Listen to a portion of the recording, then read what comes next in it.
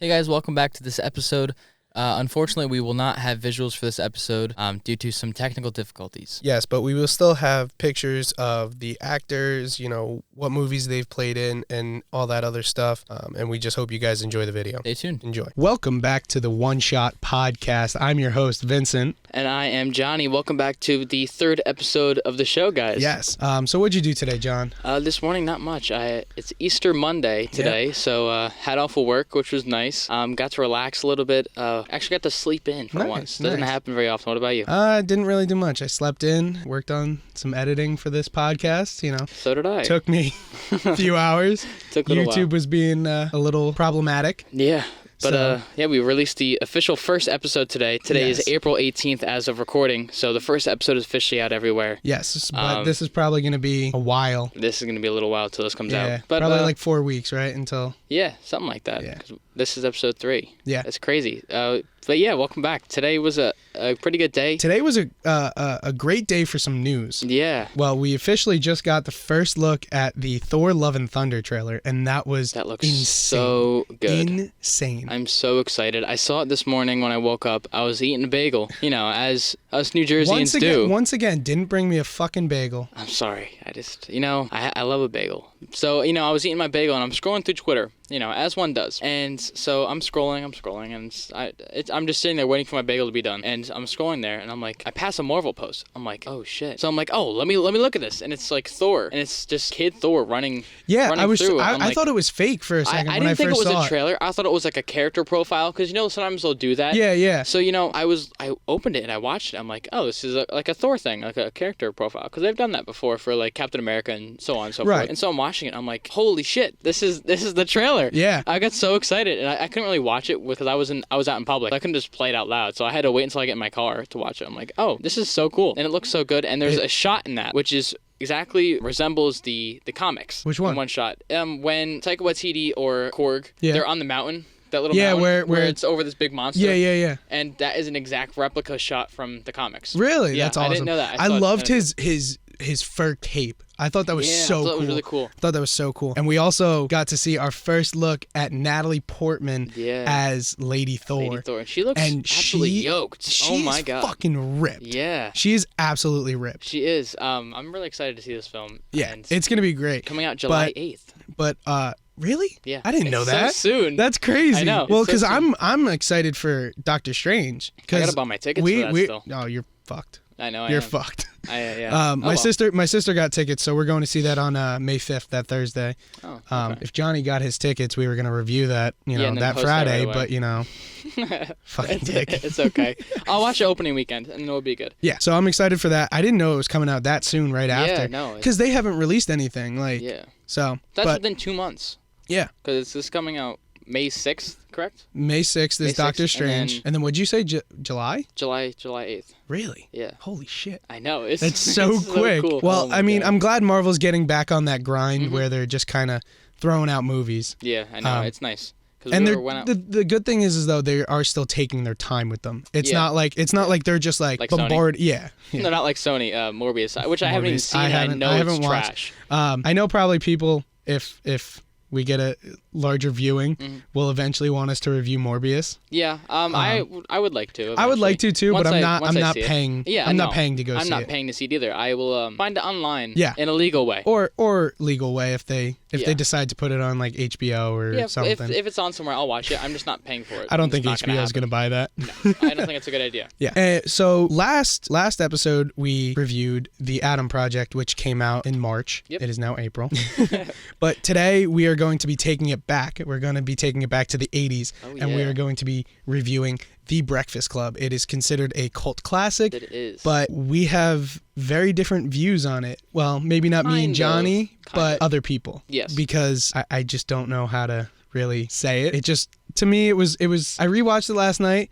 First time I watched it, I thought it was like pretty good. Yeah. Now that I rewatched it and have a better, understanding of things, I know. I get it. Wasn't as expected. No, I mean, for the time that it was released in, it makes sense that it was a really big hit. Yes. And, it was a good movie. I can't say that it's not a good movie. It is a good movie.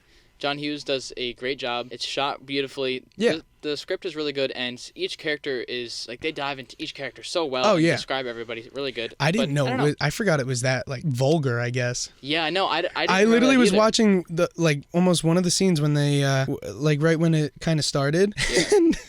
and Andy, the jock, Yeah. said the F word that we're not allowed to say here. Yes. Yeah. I was like, as soon as I heard that, I was like, oh my god. Yeah, I don't remember that being that vulgar either. I'm Yeah. gonna be completely honest. I watched this in high school. One of my That's when teachers showed I it. first watched it. Yeah, because I've never watched it, and my teacher's like, "You've never seen this movie yet? You act in high school, blah blah blah blah blah." I'm like, "Sorry, I don't know." And then I ended up doing the play of that the next year. Oh after I really? You saw guys it. did a play? Yeah, we did the play of it. I wasn't in it. I got criticized for not being You in got it. booted. Yeah, she was always mad at me for not being in her plays. But yeah, I watched it and I was like, damn, I forgot they curse so much in this movie. Yeah, I know. I forgot too. Like when I looked it up, I was like, really? It's rated R? I was like, Yet I watched it in high school. yeah, I know. You know what I mean? And one thing I also noticed, they're smoking in it. Yeah. Which that's a big no-no nowadays. Yeah. Well, You can't back smoke then in it was anything. like, it was like that was like okay. that was like the worst thing that they could be doing. Yeah. It seems like nowadays it's they're doing coke, whatever, Yeah. heroin, they're doing all that stuff. Can't even so smoke a cigarette nowadays. It's just so Yeah. frowned upon. exactly. And that's a big thing going on nowadays. Like the Cruella movie that just came out. Normally she's known like she has a bit little like thing that she smokes. Yeah, like the old timey whatever, Yeah. the really long cigarette thingy. For our older audience, you'll know what it is. 'Cause Yeah. we don't, because we're young. Yeah. Sorry. Just but roasting yeah, our older no, audience. It was criticized because that was her character, and it was a big like quote unquote big part of her character, but it's really not. She smokes a cigarette or whatever it is. Right. And it wasn't allowed in the new movie. And Emma Watson. Sorry, not Emma Watson. Gwen Stacy, what's her name? Gwen Stacy. She doesn't smoke it in it, and it's not really a big deal. Anyway, Emma Stone. Emma Stone. Thank you Stone. very much. I couldn't think of it. Yeah, I know. Yeah. I was literally thinking for that time you were talking. Yeah. So anyway, The Breakfast Club is rated R. It was released on February 15th, 1985. Yes. God, And that the was runtime a is long an time ago. hour and 30 minutes. And the genre is drama/teen. Yeah. So Which- I mean that makes sense because Yeah. this really dives into teen matters and Yeah. mental health a lot actually, which Yeah. I didn't really realize the first time watching it through. Yeah, 'Cause I but, forgot like, about it you- because I haven't watched it in like 4 years. Yeah, and then you watch it and it's like This is gives actually you, really like- deep. Yeah. And I didn't expect that because when I was looking into this movie, they really talk about like each character and their own issues and how they're all kind of like castaways and Right, and like Thrown to they're the I think that was the whole point, yeah. to like kind of show that I think even that's why it though was a hit. even though they have these different social statuses Mm-hmm. in high school, they all kind of have the same, I guess, not backstory, but the same problem. Yeah, similar Like- problems. Like, yeah, exactly. They have all similar problems, Mm-hmm. even though their social status in high school Yeah. is different. But right now, we're going to jump into the plot of it. Okay, let's hear it. What do we got? Hold on, I can't read. It's okay. 5 high school students from different walks of life endure a Saturday detention under a power-hungry principal. This desperate group includes Rebel John, Princess Claire, Outcast Allison, Brainy Brian, and Andrew the jock. Each has a chance to tell his or her story, making the others see them a little differently. And when the day ends, they question whether school will ever be the same. I like that last sentence you said there because in the film, Brian, the Brainiac, he questions like, Yeah. oh, Like I know, right after what they're are we done gonna do? right after they're like done smoking, I think. Yeah, or something exactly. like that. And he questions them. He's like, so what happens on Monday? Yeah, that was during the confession scene where Yeah. they all talked about how they got where they Yep. were. So they're all saying like, well, not they all are. Brian said, "Oh, like what are we gonna do come Monday? Like Right. I would consider us friends." And then Claire says like, "No." Yeah, like, well, and then Bender like goes off on her. Yeah. You know, Bender's like, oh, you know you're not gonna talk to like, Yeah. you're not gonna talk to him. Just admit it. Like, Yeah, exactly. he's not your friend. No, I know. Which Yeah. makes sense. But yeah. I did want to ask you though. Yeah. I had it on the top of my head. I wanted to ask you. So, who was your favorite character in this? Out of quote unquote the Breakfast Club, Yeah. who was your favorite character? I'm gonna be kind of lame here. It's Bender. Okay. Bender's my favorite character. All I mean, right. He's the most well-known character, I think, of this. Yeah, in because the film, he's not, got the- not actor, but the Right. most well-known character in this. Well, he's got the iconic shot at the end Yes, where he's exactly. raising his fist. Well, which we'll dive into Yeah. later because there's a pretty fun thing about that whole end scene. But Okay. we'll get to that. What about you? Who's your favorite guy or girl The thing is, like, character? I can't really choose. Like, I want to choose one, but at the same time, they're all assholes. Yeah, no, that's like pretty like Andrew the jock. Mhm. Like, yes, he's trying to be a good guy, yeah, but also he's a douchebag. yeah, Like he's Valid. he's trying to stop Bender from harassing them, but Yeah. then he ends up being a dick to the other guys. Mhm. And it's like be one or the other. yeah. Like no, I gotcha. try to protect them, Mhm. or be a douchebag like Bender's Yeah, doing. just pick a Like side. pick one. essentially. Yeah, exactly. Yeah. That's why I want to say Andrew, but at the same time I can't, because Yeah. it's it's a mix and match, because like there's the one scene that I was actually talking about earlier with my roommate, and he it's when him and Andrew and Brian are walking in the hallway, and Brian's asking him all these questions, and he's nice to Brian Okay. like throughout most of the movie, Yeah. but Brian's asking him all these questions, and then Andrew goes, "If you ask me another question, I will beat the shit out of you." And I'm like, dude. Like, why? Like, what's the big deal? Yeah, seriously. Like, You got the nothing kids, better to do. Yeah. You're there all day. yeah, and I'm like, the kid's just trying, hours. like, the kid's just trying to be nice. Like, he's just trying to, have people to talk to, like, make friends. Like, yeah, exactly. I mean, for that reason, I feel like Brian is my second favorite character. I did like Brian. Because they kind of shit on him so hard. Oh, my and God. It makes me feel bad for him, because he's a smart kid. But, I don't know. They really shit on him, and it makes me like him a lot, because he gets tossed around throughout the entire film. Yeah. For the most part. Yeah, so. he does. I thought it was weird how, like, I understand why they did it, but I thought it was weird how Claire ended up with Bender and Andrew ended up with, what's her name? Allison? Yeah, Allie. Yeah. I thought that was a Basket little, case. I thought that was a little A odd. little strange. Yeah. Definitely a little strange. I don't know. But I understand why they did it, because it's like people from these different social statuses can, be with other people from different social statuses. No, that it's definitely not makes like sense. it's not like it's the, status quo. Yeah. So let's jump into who directed this movie. Yeah. Who is it? It is John Hughes. Yeah, and he is best well known for another really famous movie. I don't know if you've ever heard of it. Ferris Bueller's Day Off. Ring a bell. All right, John. Yes, Ferris Bueller's Day Off. That's I may be younger than you, but I'm not that much by younger a little than bit. you. What, like a couple of months maybe? Yeah. Yeah, I think so. Okay, yeah. Couple So months. he's well known for Ferris Bueller's Day Off, which is another fantastic movie. Oh yeah, really one good of the movie. best movies that I've ever seen. I actually didn't see it until I was like 16, 17. Yeah, I didn't watch it till I was older too. Yeah. I guess that's, I don't know, maybe just because maturity. But I think that's just us. Yeah. Like Because we're a younger generation, right. and it was made a long time ago. So I mean, I used to hate watching old movies, Yeah. especially like those black and white Johns. I Yeah. hated them. I can't believe you just said John on the podcast. I did say John. I can't believe you right now. I don't know, but like there's something about black and white movies which I did not like. But anyway, John Hughes, he's also directed Planes. No, Planes, Trains, and Automobiles. Yeah. It's one thing. Okay, sorry. Yeah. Sorry. No, Planes, it's Trains, okay. and Automobiles. I know a lot of the older audience know that one. That was another big hit in the day. Yeah. And so he also produced Dennis the Menace, which is another huge movie. Yeah, that was on Miracle- Netflix for a while. Yes, it was. Yeah. He also produced Miracle on 34th Street and Piranha. And one fun fact, which I didn't know, he actually also wrote Home Alone 1 through 3. I did not know that And either. he's been given credit on all the Home Alone projects. When I was Okay, going down even his the new IMDb. one though that Yeah. came out. Even the new one, he has been given credit. I guess because he wrote them, Right. the original 3. Right. Maybe they had to give him credit. I don't know if he was Probably. actually involved. It's probably royalties though. I would assume It's probably so. something like that. But yeah, that would make sense.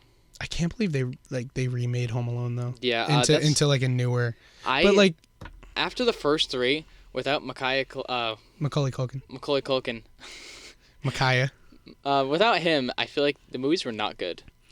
No. I'm sorry, but They they were weren't. just not good. But like Joe Pesci and I love so Joe Pesci. fun. What a freaking guy. dude. I love that I man. want to do Goodfellas on this podcast. That's one of my all-time favorite movies. it's a great movie. If we eventually go into like our top movies, that is freaking top 5. But anyway, I know you wanted to jump into the cast of the film. I did. So cast Claire the princess is played by Molly Ringwald. She is also known for 16 Candles, Pretty in Pink, and another movie called For Keeps. That one I don't know. I don't know that one either, but I've I've heard heard of the I've other heard of film. 16 Candles and Pretty in Pink. 16 Candles is actually a really good movie. I'm going to be honest. Really? I actually It's haven't actually watched really. it. My girlfriend made me watch it a couple times a couple Okay. years ago. So we've watched that movie, and it's The only it's thing actually pretty good. the only thing I know from it is from the one Kevin Hart movie, Central Intelligence, where they do like the ending scene, because Yeah. The Rock keeps bringing it up. Yeah. I know. That's good. Next is Judd Nelson, who plays John Bender. And he is also known for movies New Jack City and St. Elmo's Fire. I almost said Street Elmo. Yeah. St. Elmo's Fire, which I've never even heard of, actually. I've heard of that just because I think my parents talked about it before. Oh, gotcha. But yeah, I mean, it's like another one of those kind of older style movies. I've seen a lot of these other actors and actresses in a lot of other films. But you don't know it. But I don't know it. Because And I've never seen Judd Nelson in anything else. Yeah, I don't think it. I don't know if he didn't keep I think up he acting or something, but he's Bender, yeah? Yeah, he's Bender. Yeah, I was looking through his IMDb. He's also a voice actor. He did like Transformers voice acting. Really? Yeah. Not for any of the I think more gotcha. for the animated stuff. Gotcha. Okay, Not okay. really the live action. Yeah, but I haven't seen him in many Yeah. projects. Well, also, I don't think you'd even recognize him Probably not. He's a you lot have that older. picture of With Bender. the long hair yeah. and everything. Yeah, Yeah, he that looks makes sense. he looks super different now. Well, Yeah. especially because he's older. Mm-hmm. And up next we have Anthony Michael Hall as Brian Johnson, known from War Machine, Live by Night, Foxcatcher, and The Dark Knight. Yeah, I saw you put that in The Dark Knight. I had no clue he was in The Dark Knight. Yeah, I looked through all these guys' IMDb page and I took what they say they're known for, and I was very surprised that he was in The Dark Knight. Yeah, he must have had a small part or something like that. Right. I know it's like 30 years difference, so he looks completely different. Right. But I mean, Well, I don't know. The thing is like I looked up almost all these actors and actresses, and it seemed like Anthony Michael Hall was the one that was still kind of Doing acting. everything. He was still going. He was still putting, projects out. yeah. All these other ones seemed like they stopped after either The Breakfast Club or a couple other ones after that. Yeah, I noticed that because I was looking for them as well, and there's really not that much in here. Yeah. And speaking of Anthony Michael Hall, he is also in another film.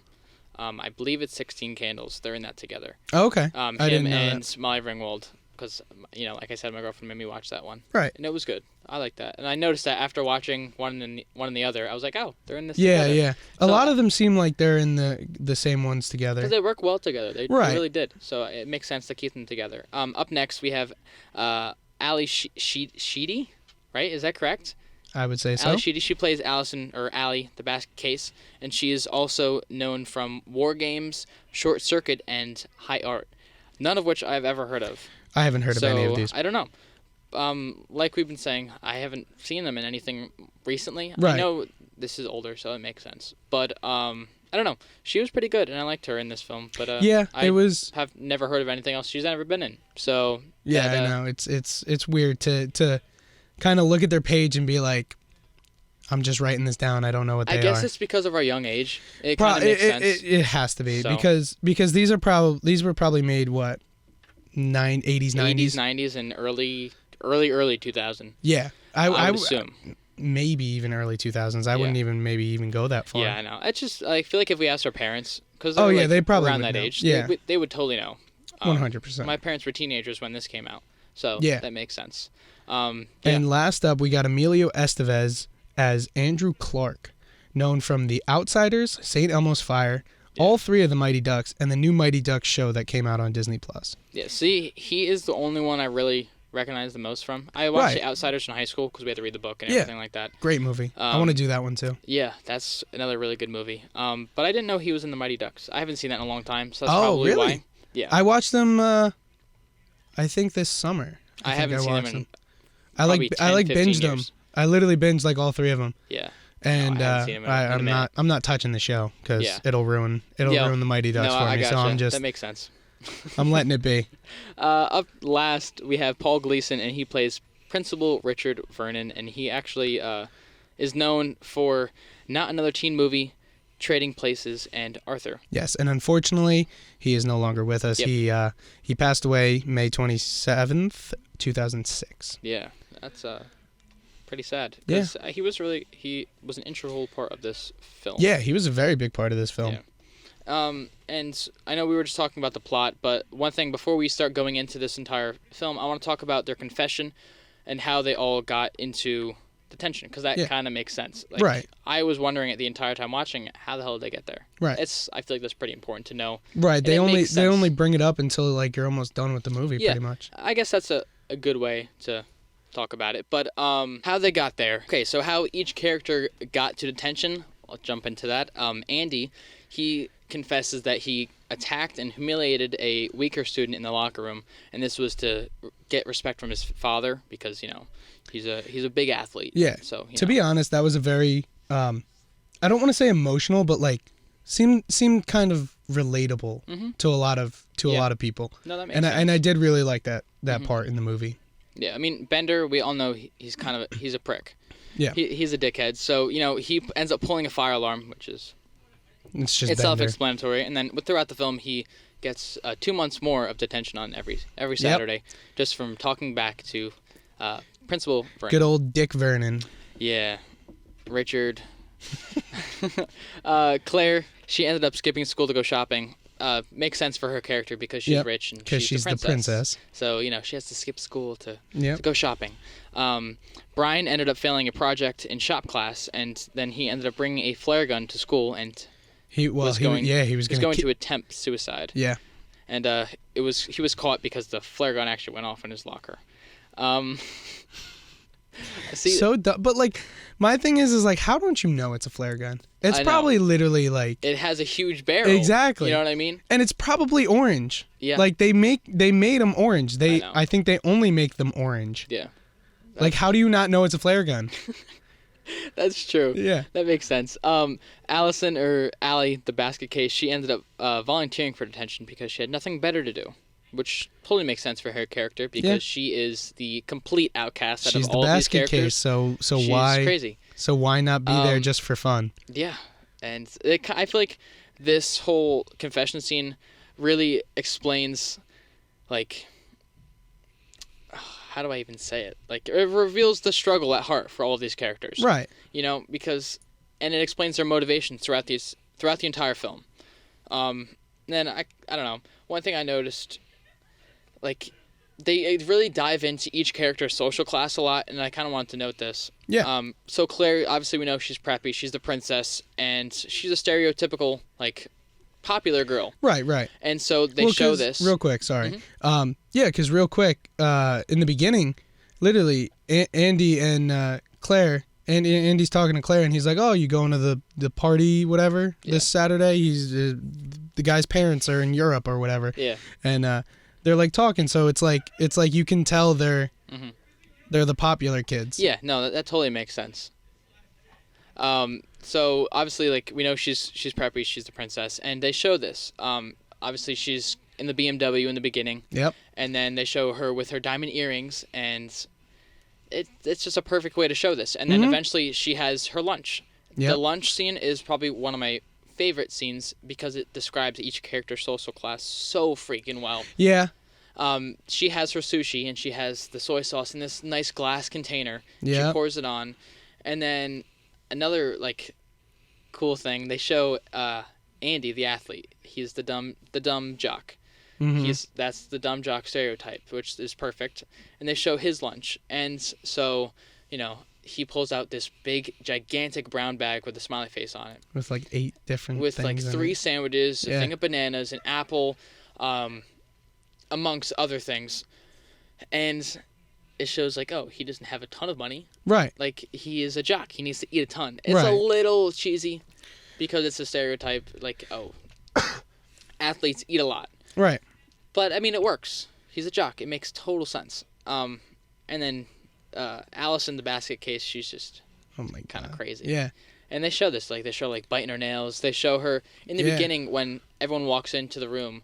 The perfect way to show how she is the basket case and kind of crazy. She goes around everybody and doesn't go right to her seat. She goes around the big statue as well. I saw that. I noticed that too. Yeah, and then when she sits down, she sits sideways and away from everybody. So she's kind of like facing the other way, so nobody can look at her and she can't look at anybody else. Right. And then she starts like biting her nails, and it's really loud. It's like, if you've bitten your nails, you know that shit's loud. Right. So she's biting her nails, and everybody turns around and looks at her, and she's kind of like, nobody look at me. Like, she's like freaking out. But then she's like, I don't fucking care. Yeah, she's like, I don't care. Then she keeps doing it. Yeah. And then Brian, he's a stereotypical nerd. He's in where they talk about clubs, and he is in the physics club among other clubs. Math club. And they're all academic clubs. It's not like a social club. Right. And then Bender makes fun of him because, Shocker. he is he's the misfit. He's a troublemaker who acts out, and that's the stereotype. Yep. You have to make fun of the smart kids if you're going to be a bully, and that they show that perfectly. Yeah. And the reason behind him doing this is because he's abused at home, right? Essentially. And like the going back to the lunch scene, like you said, like how Claire has her sushi, Andy has his jock lunch where he's got like the 3 sandwiches. Yeah. Allie has her crazy, Captain Crunch sandwich, which how the hell did she even eat that, dude? You get one dry Captain Crunch in your cereal, it's a razor blade. I'm done eating cereal for the day. Facts. Like, it's over. And then Brian has like kind of like the standard, I guess you would say, normal lunch where it's like, you get like a little bit of soup, a sandwich, like all the different food groups. So it's kind of like I would say perfect because apparently I guess he's supposed to be the perfect, he's supposed to be the perfect kid. They show that throughout the film. Right. Him trying to be perfect. Right. So. And then, Bender, he has no lunch because he's too good to have lunch. He doesn't need a lunch. I don't know if it's like he's too good for lunch or just like, there's a lot going on at home that, I feel like it's kind of up for interpretation. Right. In that sense, I feel like you could make an argument for both things. Right. So, I just thought that they did this really well, diving into each character, and that's probably one of my favorite aspects of the film itself. Not even like the visuals or anything. I think just the way they dove into each character and each character's like story. Right. It just made so much sense, and it was perfect. And John Hughes did a fantastic job with that. Yeah, he did very well with that. We're gonna jump into some cinematography now. Yeah.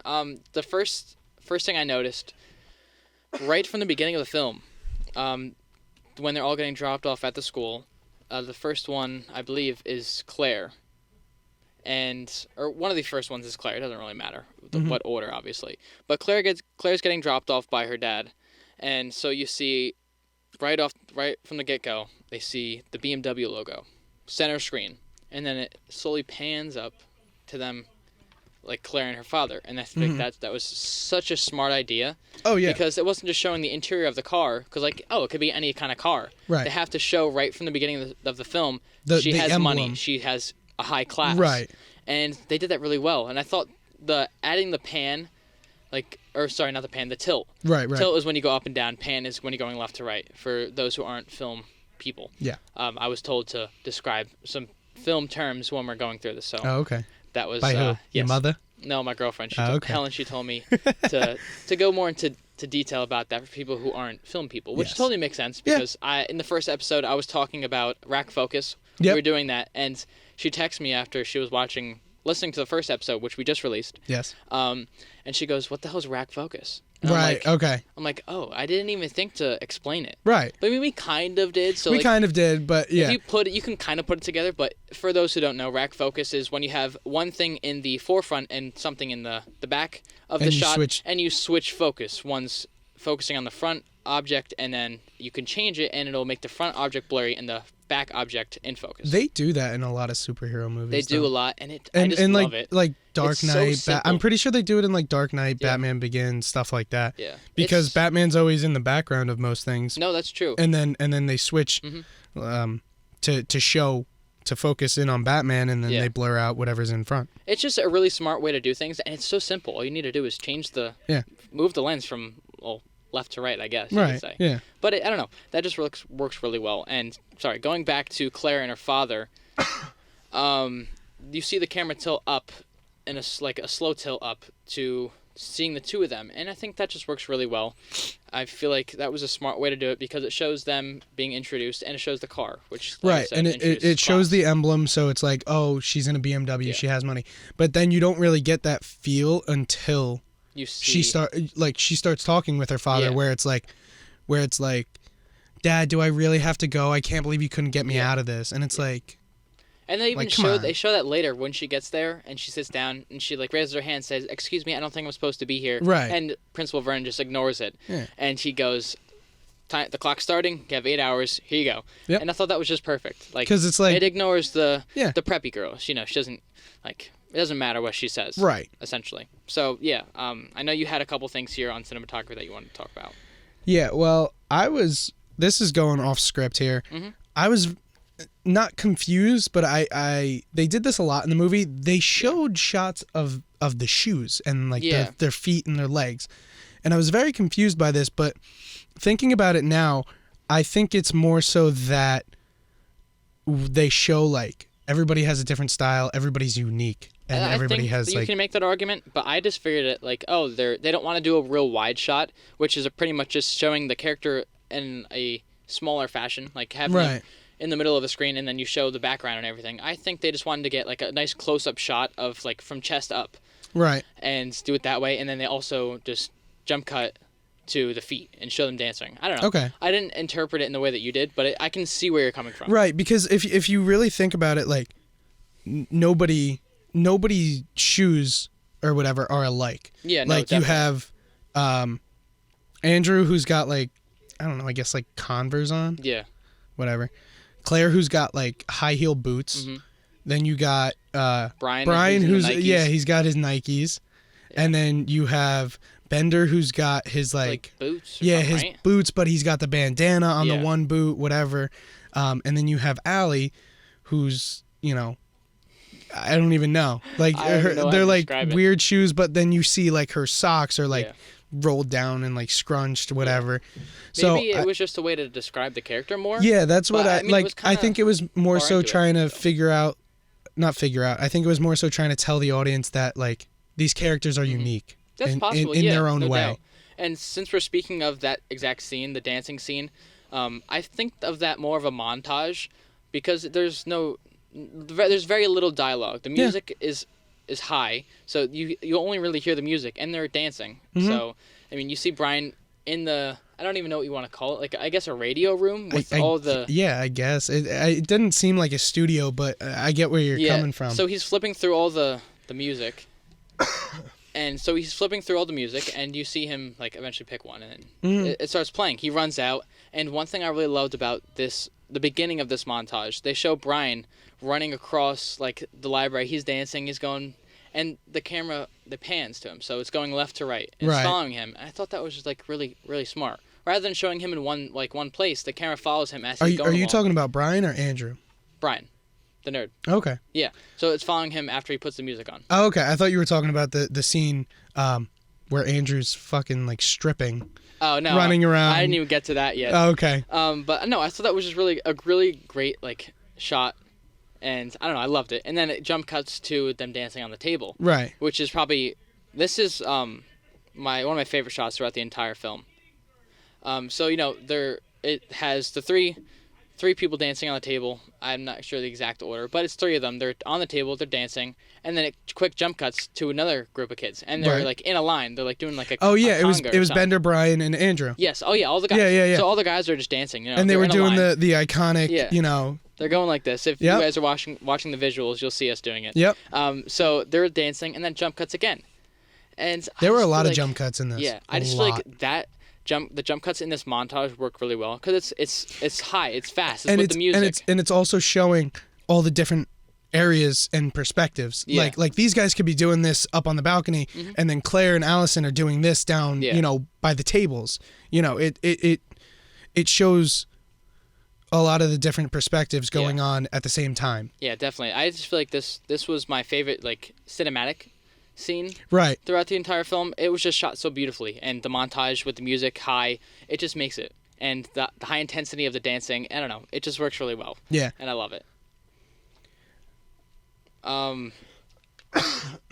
Another scene that I liked, they were shooting the lunch scene, and they show Bender throwing a Coke, so he, that was obviously a product placement. For those who know me, I always point out product placement in all movies that I watch. So anytime I watch a movie, I always notice, this is a brand. This is a sponsor for the film. So obviously this was one. They have Coke. And so Bender, he's leaning back. He tosses a Coke, and he tosses it back to Allie. And it shows her catching it. Like, I don't know. I feel like those two shots come like going back like back to back. It works so well. Yeah, and that actually ties into the next scene that comes up where Allie cracks the Coke, Yeah. fizzles everywhere, and then doesn't she like suck it up off the table or something? It's It was weird. Yeah, definitely weird. It was very odd. Like I was mentioning before, the lunch scene is just shot really well. Like I really love it. And then in that same scene, it shows their social class. Like we talked about their lunches and everything. And then, but when they have lunch, it goes back and forth in different shots of each of them. Right. So I just feel like that. I don't know. They didn't need to do it. They could have showed them like head on. Right, just like how they showed them. After lunch. Right, like when they first got in there. Exactly, I was just about to say that right in the beginning, shot, looking down at them. Yep. They could have done that, but they didn't. And I don't know. I feel like it probably gave it more like I guess feeling. Mm-hmm. No doubt. Another thing that I really liked about this film. Sorry, I'm spitting here. I think this film used the rule of thirds so freaking well. Yeah. For those who don't know, in cinematography, the screen or the camera is split into thirds. So nine total. So there's a third. I don't really know how you describe it, but there's 9 boxes throughout the entire screen. So the left third, it's like a grid. Yeah, Jesus, I'm dumb. That's a good way to explain it. There's a grid along the screen, and there's 9 boxes. So it's broken up into thirds. There's a high third, which is the top 3 boxes along the entire screen, going from left to right. There's a middle third, and then there's a lower third. And then you have the left third, the right third, and the middle third. Yep. So this film, John Hughes and whoever was the guy director of cinematography, he did this so freaking well. They used the rule of thirds really well. Yeah. In the beginning of the film, they show all the kids pulling up to school in the cars, and one thing I noticed, they had all the kids cramped in the left third, kind of like making them like powerless in a way. Because I don't know if it's just me thinking that, but it made me feel like, oh, these kids have no power. Like they're shoved into the left side of the screen. Like with Brian, his sister's in the car, his mom's in the car. Yeah. He's kind of shoved in the left side of the screen. I get where you're coming from with that. Like, kind of, it's kind of like to pick up with you saying that, how they're shoved to the left side of the screen. It's kind of more so like that their parents are pushing them out. Yeah. Like they're pushing them away. Yeah, no doubt. But the thing is, you can't say that about Allie because we never get a car shot. No, we just see her getting out of the car and slamming the door. Right, because she's not even supposed to be there. It's just she's there for fun. Yeah, exactly. But she still doesn't have the best home life. Yeah. And I think that definitely they show that throughout the entire film. Yeah. Speaking of the drop off scene, that's probably my second favorite shot scene because it's all continuous. They show it's right one after another. They show Brian getting dropped off, and in the background you see the truck, and then you see Bender walking up slowly. So Brian gets out of the car, you like see him in the right hand corner of the screen. You see Judd or Bender, whoever you want to call him. You see him slowly walking up. You see his head, and then Bender keeps walking, and then Allie's parents almost hit Bender, and then Allie gets out of the car, which was shot so good, by the way. I really love that. Like, there are movies that are shot in one shot, and hence our name of the show. Movies are shot in one shot, and this was a scene that was shot in one shot, and I thought it was really good. I don't want to keep going on about the same scene, but it was shot so well. They have the car coming up and almost hitting Bender. Yep. And he kind of just takes a little sidestep and just keeps going. Yeah. Like, he's cool. He's suave. He doesn't need to. He gives him a little side look, but then just keeps going. It's not like it's anything like, yo, the fuck, you almost hit me. Yeah, exactly. And then they show Allie getting out of the car, and she's going to talk to her parents, and then they just drive away. Yeah. So she shuts the door, and then she takes one foot, like one step forward. Parents are gone. Yeah. Like they're gone. It's perfect. Yeah. I just think it was shot so well. Yeah. I want to jump into some of the music. Yeah, this was probably one of the best parts about the. This is probably one of the best parts about the entire film. Obviously, we have the classic. Yep. The classic song. The classic "Don't You Forget About Me" by Simple Minds. And that song is probably the most best known, the most of this film. well-known song out of all of these. Yeah. From this, without a doubt. There's another song, "Waiting" by Elizabeth Daily. And then you have "Didn't I Tell You" by Lori Forzy, I believe. You can say that. I don't know. And then we have "Fire in the Twilight" by Wang Chung. Then we also have "We Are Not Alone" by Carla DeVito. Then we have "Heart Too Hot to Hold" by Jesse Johnson and Stephanie Sproul. Sproul? Yeah. I feel like if we were a little older, we would know these songs a little bit. I mean, better. But yeah. for the most part, I feel like if I don't know them by title, but if I heard them, I'm like, oh, I know the song. Yeah, it's from the Breakfast Club. Exactly. Or, I know the song. I've heard it before. I feel like I've heard, like I know I just listened to it, yesterday when I rewatched the movie.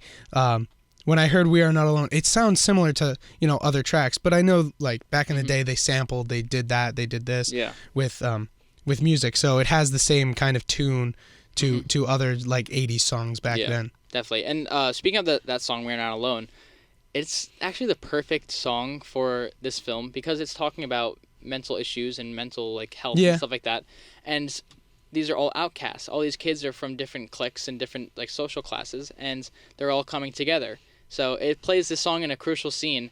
I can't remember the exact scene what they're talking about, but I believe they're talking about like it's close to the confession scene, but they're talking about being alone, and then the song starts playing.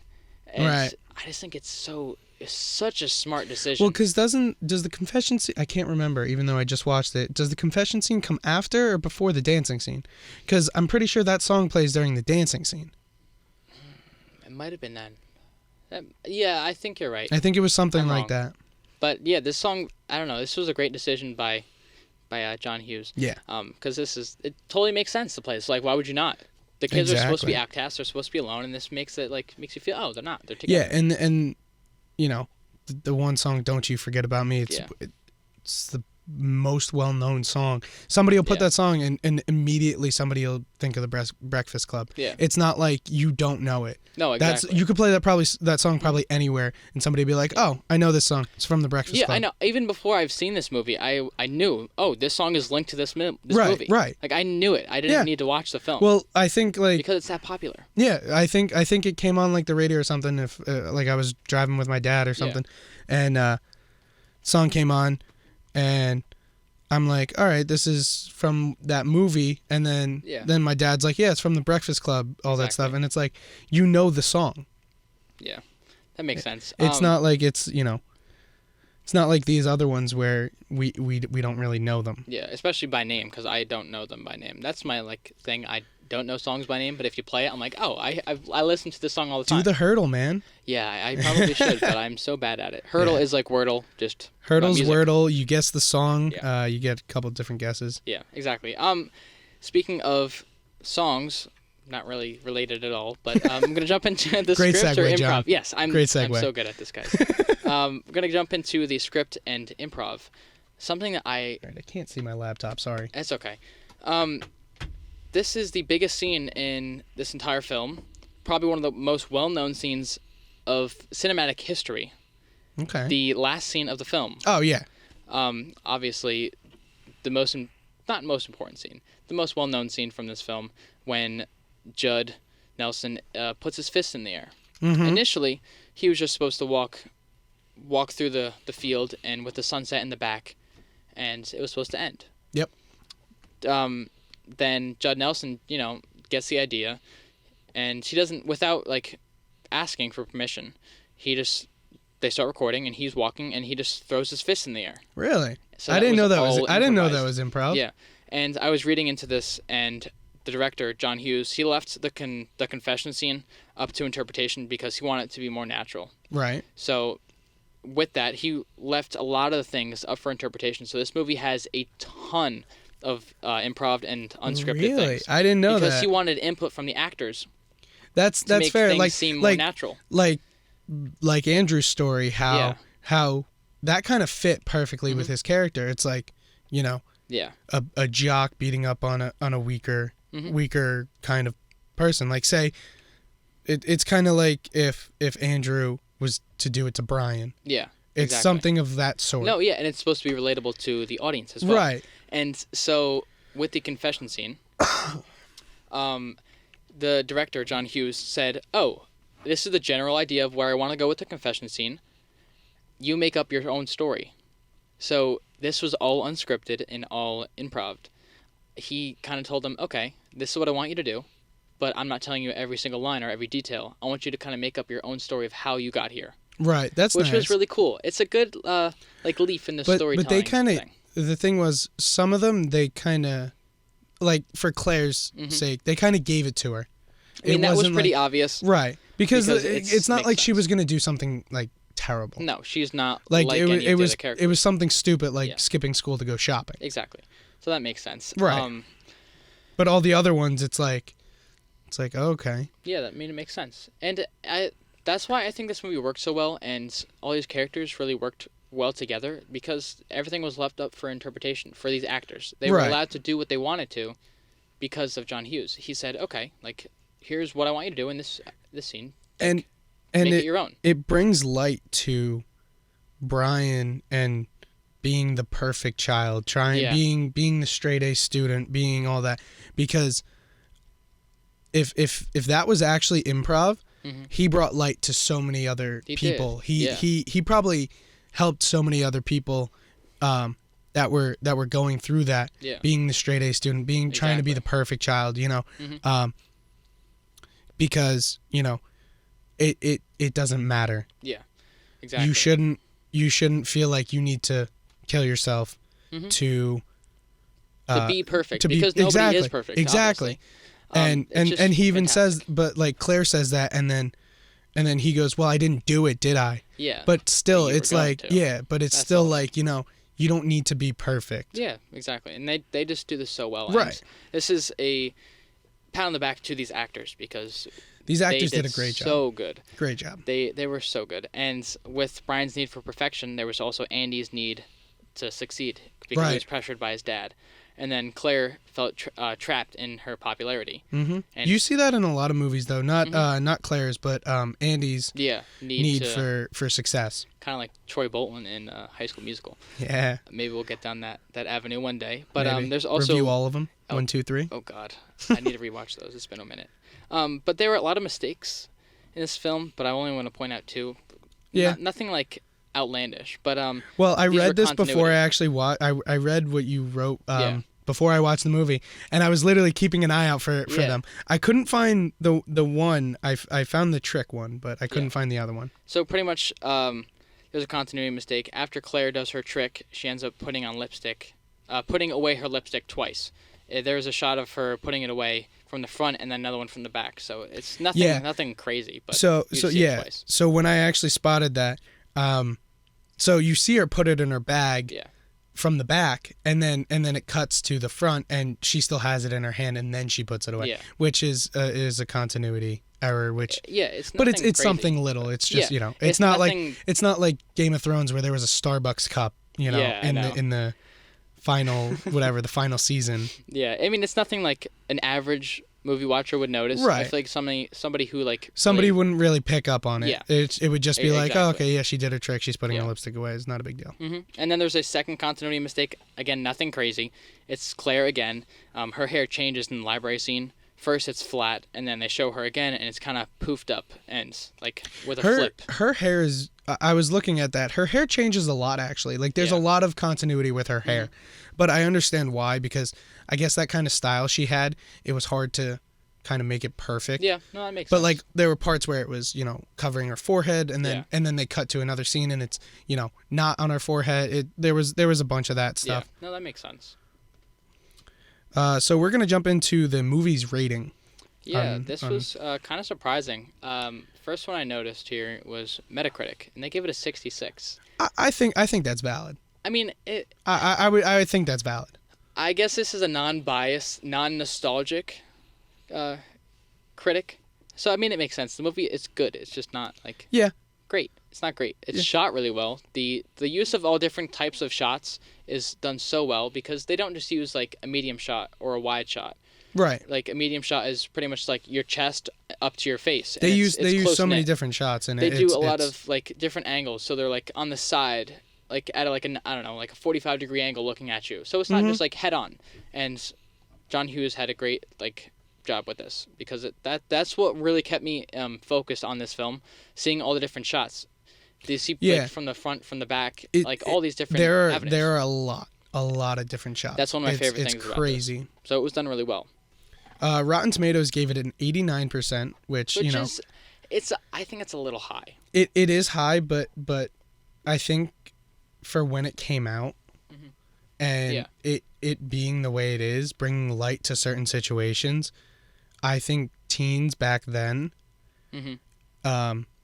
they saw it more of a, inspirational kind of movie, not like when we're watching it where everything's different now. Yeah, no, totally. So that makes sense. I think that's why Rotten Tomatoes has such a high high rating for it. Yes. No, like I understand the high rating, but I wouldn't put it that high. Yeah, I would maybe give it. Actually, I'm not gonna. But Rotten Tomatoes is also, it's based on a bunch of other stuff too. Yeah, and then IMDb, which is what we use a lot on this show. Yeah. It gives it a 7.8 out of 10, which is that's kind of valid. I'd probably go a little bit lower, but it's a valid.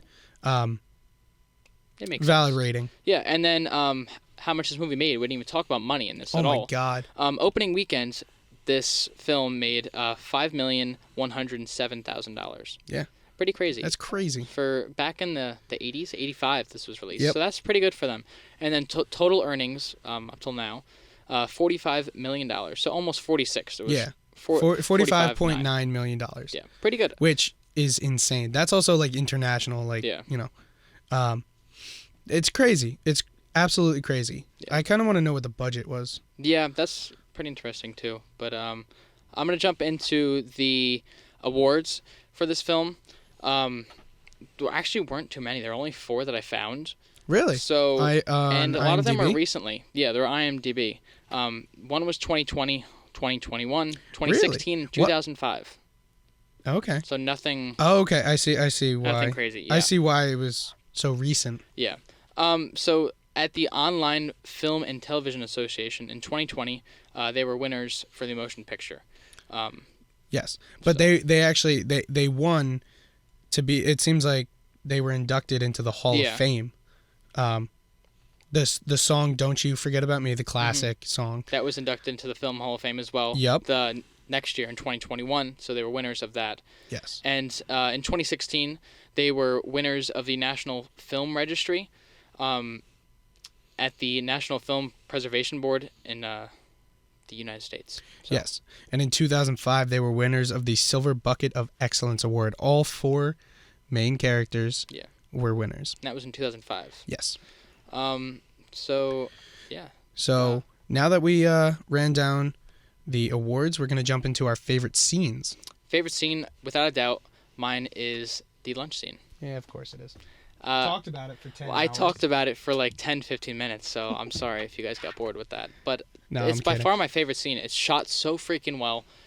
It shows so much in depth about the characters themselves by just what they're eating, and it's as simple as that. That's why I love it. It shows a lot. Mm-hmm. It shows a lot about each character too, and their social status and their, financial status with their parents as well, like you were saying. So that's mine. What's yours? I really enjoyed the hallway scene. I don't know why.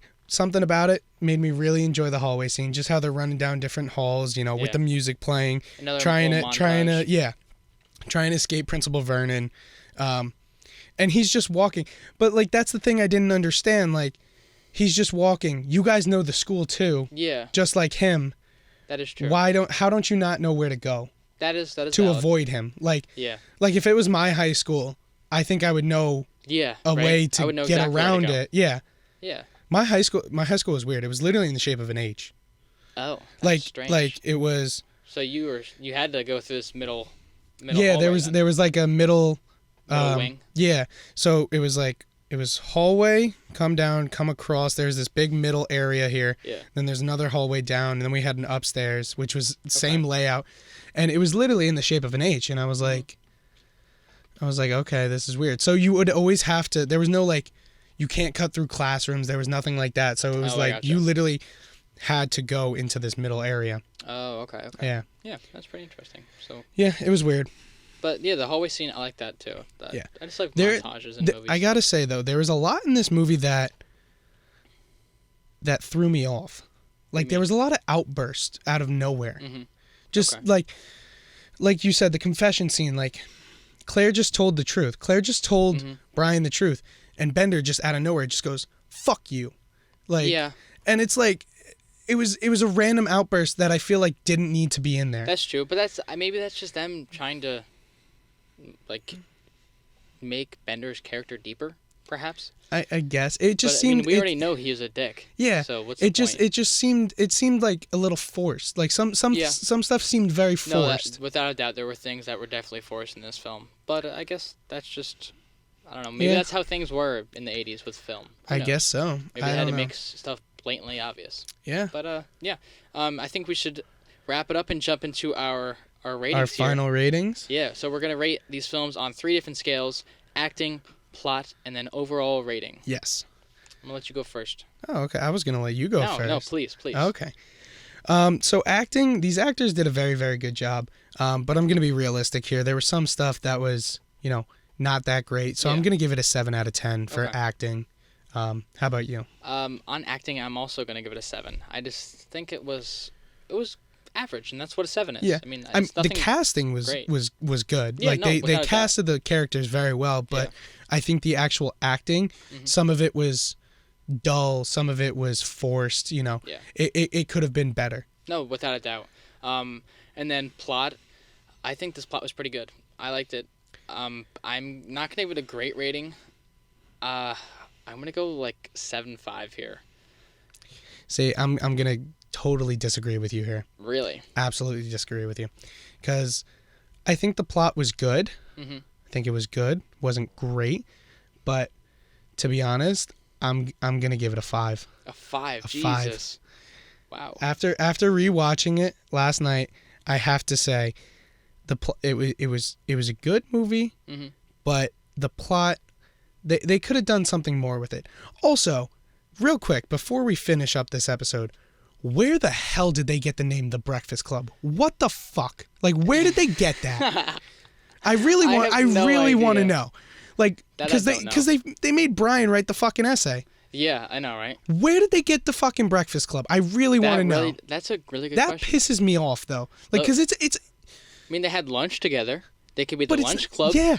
But when did they have fucking breakfast together? Maybe it was something that, I mean, maybe it's an 80s thing. I don't know. Idea.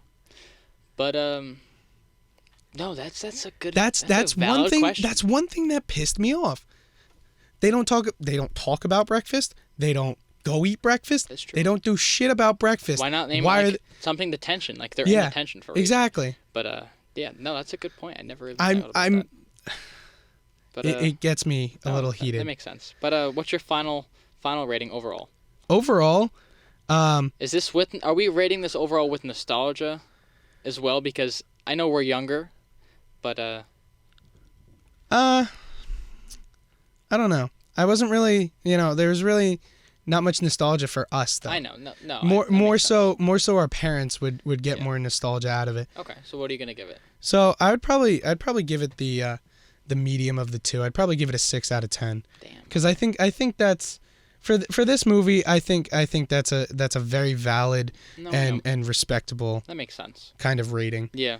I think I'm gonna go with a 7 here. Okay. Nothing like spectacular. Like I said, the cinematography, it's shot really great. The music is good. The music is very well known. Yes. But the plot is like leaving something. Like, I want something more, a little bit. Right. I get what you're saying. Like I said, the plot was good. I mean, it was all right. I mean, but there was more to explore. Right. More that could have been explored. Right. But, I'll give it a 7. Like, there could have been so much more that they introduced here. Like, why they decided on the name The Breakfast Club. Yeah, I know. Like, why, I kind of would have liked to know what actually happened on that Monday after the detention. Yeah, I was thinking about that as well. I thought that would have been cool to figure out what that was. I think that they also wanted us to, not us, but like people watching the movie to kind of interpret think of it that themselves. Because there's a lot of films that do that. Right. Instead of like, oh, we want a second film. Right. Leave it up for interpretation. Yeah, and I do know a lot of films do that. Certain films do that, especially a newer film that I actually it was a great movie. I really enjoyed it. It's called Boss Level. I was telling you about it. Yes, you were. That's on Hulu if anybody wants to watch it. It's with Frank Grillo, the guy that plays Bone Crusher and the Hydra agent in Captain America: The Winter Soldier. And he's stuck in the same day. Yeah. Really, really, really good movie. I like movies like that a lot, actually. It was really good. It's very action-packed. It's very good. But yeah, I lost my... Oh, yeah, the ending. I don't want to spoil anything. Sorry, I lost my train of thought. No, it's okay. The ending leaves it up to your imagination. Yeah. I kind of like that in certain films. But it was works very in certain films. But it lined up very well with the film. Okay. So it was very good. Yeah, I think my reason for giving this film a 7 is more of like the attention to detail.